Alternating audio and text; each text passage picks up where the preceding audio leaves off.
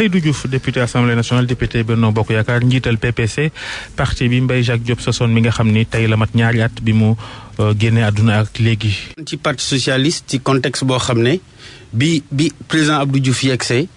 président Mbaye Jacques Diop a été combattu. Ça aussi l'histoire moom moo nekk noonu. Pourquoi ma wax ne il a été combattu dama lay jox ñaari exemple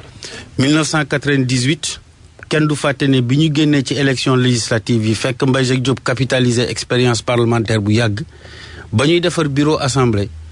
dañu jël Mar Diouf de Bargny teg ko questeur Alassane Dialy Ndiaye était ministre ñu jël Mbaye Jacques jox ko poste secrétaire élu boobu ñu ko joxoon ñun ñi ànd ak moom dañu jàppoon ne expérience parlementaire ak cursus politique am mérité wul woon poste secrétaire politique parce que généralement parti socialiste daf ko doon jox ay ndaw ñu mener ce combat là ba ñu delloo ko poste président de la commission des lois nga xam ne ci wàllu avantage matériel moo gën a néewle waaye ci wàllu responsabilité ci instable mu taxaw ci diggante Mbaye Jacques Diop ak Abdou Diouf ñaareel bi musul Seydou Diouf Abdou Diouf ak Mbaye Jacques Diop ku ne xam na ni ci nii li nga commencé junj nii jafe-jafe yooyu ci la daanaka lépp wéy ba seen diggante neexatul woon absolument ba 2000 mu am benn événement bu xewoon et je pense que foofu ci biir campagne électorale bi fa la Mbaye Jacques décidé woon ne quel que soit alpha moom dafay rompre les amarres ak parti socialiste. mais looloo jaaxal ñëpp ndax Ablaye Wade mi ngeen jàppale ci élection 2000 yooyu. ay fan ci ginnaaw romboon na buntu kër Mbaye Jacques Diop ak caravanam ngeen sànnantey xeer ba am ñu ci gaañu am ñu ci loru ñu teg ci tuuti rek Mbaye Jacques Diop malgré jafe-jafe yooyu ak fitna googu ne Laye Wade lay jàppale. parce que c'est un homme politique Mbaye Jacques Diop homme politique fondamental la ba mu dabee ne ci biir parti socialiste. jéem na proposé toppuñu ko au contraire ñu ngi ko doon bundu xatal di ko jàppee comme quelqu'un et Mbaye Jacques Diop il faut pas oublier que ci jamono jooju mu commencé am yenn jafe-jafe yi ak Abdou Diouf ci diggante ñaari tour yi on l'a même menacé de mort on a appelé chez lui sa fille a décroché le téléphone on a menacé son père de mort loolu aussi buñ ko fàtte parce que histoire la ñu jël décision ci jour boobu c'est la première fois 2000 Mbaye Jacques Diop dem voté ji ñibbi si toog këram toog taal rajo di déglu parce que la décision était déjà prise donc bi mu jëlee décision ne dafay rompre les amarres avec le parti socialiste le lendemain ñu waxtaan ci ba ñu taalee këram ba ko ñooñu Ablaye Wade yi taalee këram le lendemain Abdou Diouf dafa romb ci buntu kër gi di jëm clôture meeting à Mbour bi mu rombee ci kër gi ak cortège am taxawul j'étais là avec Mbaye Jacques Diop avec les militants. ki taxawul kay garaawul mais ki taxal moo gën a garaawle. non attends bu fekkee ne yow da nga engagé dans un combat di soutenir un parti jox ko sa ndaw jox ko sa lépp malgré toutes les difficultés nga rester fidèle à ce parti bu ñu demee ba taal sa kër Sénégal gépp di ko wax ka ngay téyele muy candidat bu rombee sa kër war na sax mën a ralentir xool kër gi li ci xew waaye dañu accélérer ak seen cortège dem man maa yéeg ci bureau wax ko ni mu demee jour boobu ci lañ del décision que dañuy bàyyi et d'ailleurs bi mu ñaxtoo loolu Ablaye Makhtar Diop il est là acteur encore mu ngi may dégg Aminata Mbengue Ndiaye ñoom ñoo njëkk a woo Mbaye Jacques Diop doon ko massawu ci la leen xamele li xew te Abdou Diouf der ko def mais Mbaye Jacques Diop nit la koo xam ne dafa amoon esprit de dépassement parce que pour moom ci politique xeex mën na am xuloo mën na am jàppante mën na am waaye Mbaye Jacques Diop dafa mës di am esprit de dépassement maanaam du ko téyel nit du ko transformer en haine ba dafay du jël adversité transformer ko en haine moo tax ba ñu taalee këram ñu teg ci ay fan Moustapha Niasse mu ngi may dégg président de l'Assemblée nationale moo jógee Kër Madiabel ànd ak ndem si yàlla Mamoun Niasse fekk ñu woo Mbaye Jacques ne ko dégg naa li xew waaye Mbaye dama bëggoon jaar seet si la ba ñu ñëwee ñu toog waxtaan ci salle bi maa nga fa toog ak quelques responsables moom moo ko ne su doon sama sago ak parcours bi nga am nga bañ a toog noonu nga jóg ñu ànd loolu moo tax d'ailleurs souvent ñuy wax ne dafa demoon AFP en réalité le président Moussa Niasse l'a invité fii African Salt ci seen siège ñu toog waxtaan jour boobu bi ñuy dem ñaar fukki kaar jóge na Tëngéej pour accompagner le président Mbaye Jacques Diop ñu fa lañ dem fekk fa ñi nekkoon ci coalition président Moustapha Niasse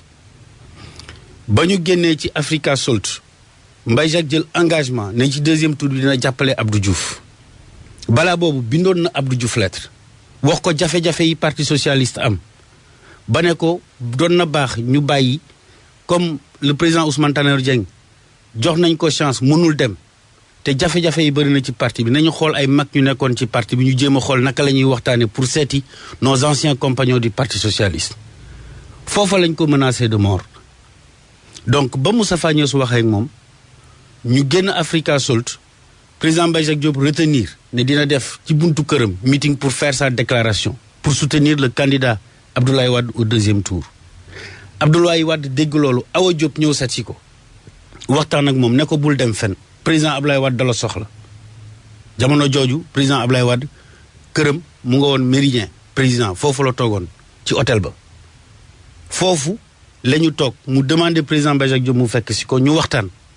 jouru meeting boobu c'était je crois le 11 mars 2000 Moustapha Niasse ñëw Abdoulaye Wade ñëw ñoom ñëpp ñu ñëw daje fa ca la Abdoulaye Wade yëkkatee kaddu ne ko xam naa ne doo tiire ci man te xam nga ne man du ma santaane ñu taal sa kër adversité politique mën na am waaye dama la mës a respecté parce que loo mës a taxaw danga ko gëm ma bëgg nag ñu ànd foofu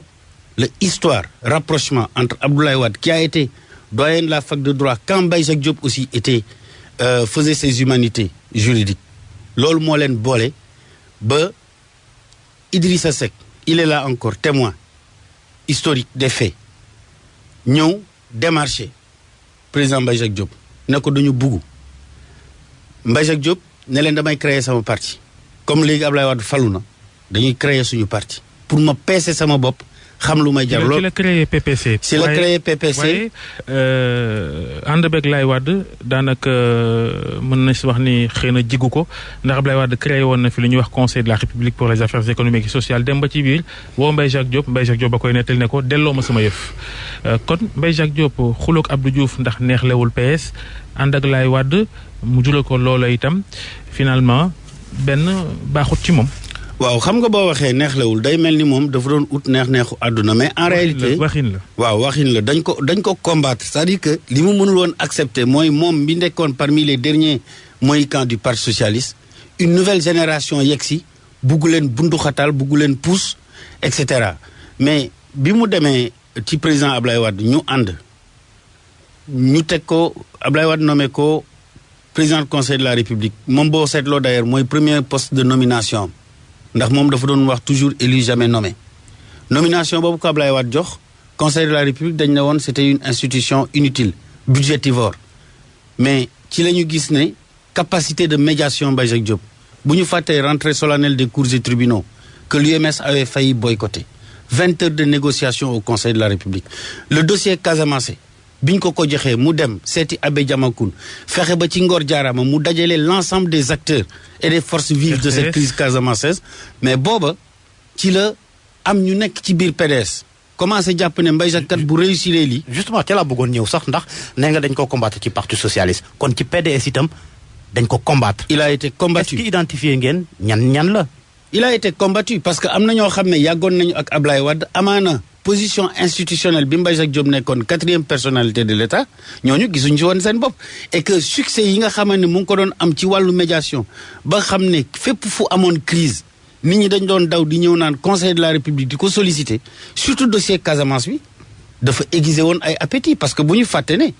jamono jooju dossier Casamance ñu ci bëri dañ doon wax naan oui y avait des mallettes d'argent qui circulaient et cetera mais moom li mu jiitaloon mooy capacité de négociation et d'implication et Pierre Goudiaby Atepa est là il nous entend Robert Sagna est là il nous entend bañ ko joxee dossier bi ñëpp la dem seeti waxtaan ak ñoom ba def réunion bu mag boobu mu defoon Ngor Diarama avec les gens François Biagui Bertrand Diamacoune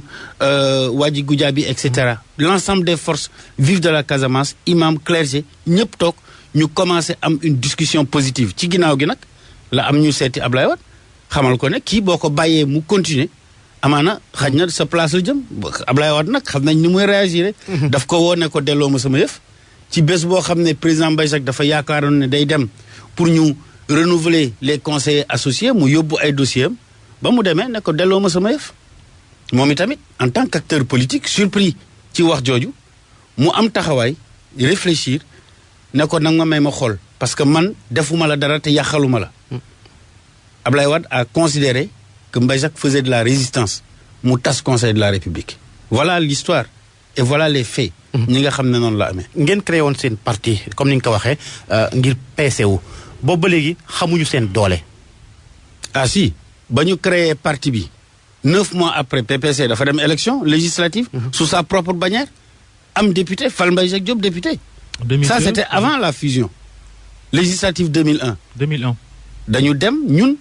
il y avait 25 listes. Le PPC était classé 6e. Ouais, mais on était classé 6e devant des partis comme le PIT, comme le Jëf Jël. loolu aussi histoire da ko fàttali.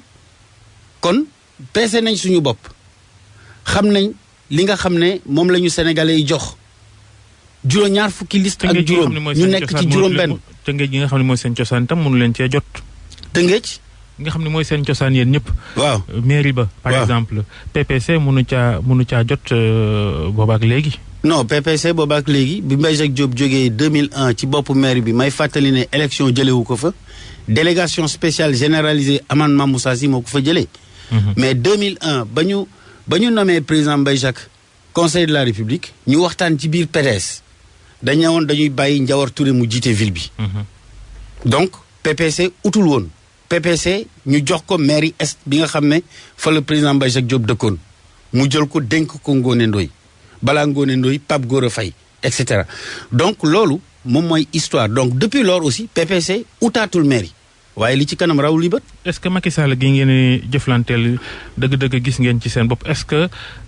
li ñuy wax ni ak nguuram mi ngi lang ci élection yi ñuy dëgmal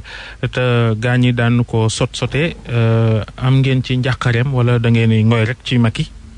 non du ngoy xam nga aussi am na ay wax yoo xam ne moom ay ngoy ñu ci ginnaaw kenn li ñu wax mooy dañu ànd ci ak président Macky Sall ndax gis nañ suñu bopp. gis nañ ci suñu bopp c'est pas en termes de responsabilité yu ñu jox parce que damay fàttali président Mbaye Jacques Diop di ko gën a boole ak Macky Sall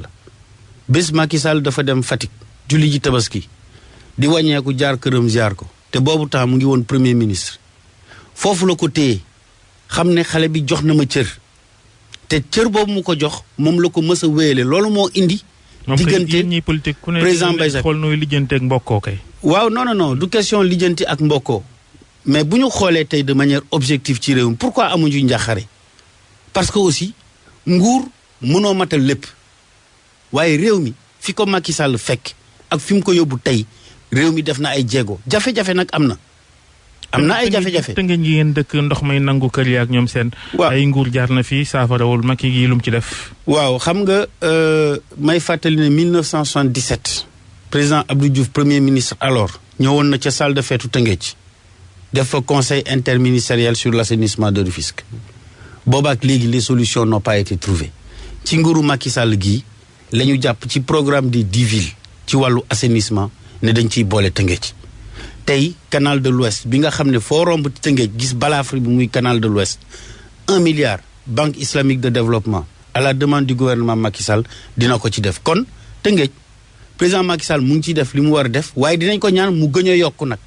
ndax avancée de la mer ak yenn jafe-jafe yi mu ngi continuer di am. Seydou Diouf député assemblée nationale député Benno Bokk Yaakaar njiital PPC parti bi Mbaye Jacques Diop sosoon mi nga xam ni tey la mat ñaari at bi mu génnee àdduna ak léegi yendoog jàmm.